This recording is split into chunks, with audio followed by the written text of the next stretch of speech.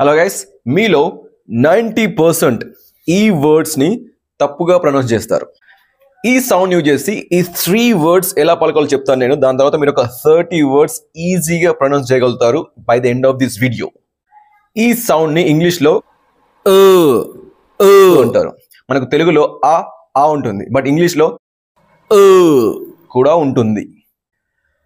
World, girl, bird.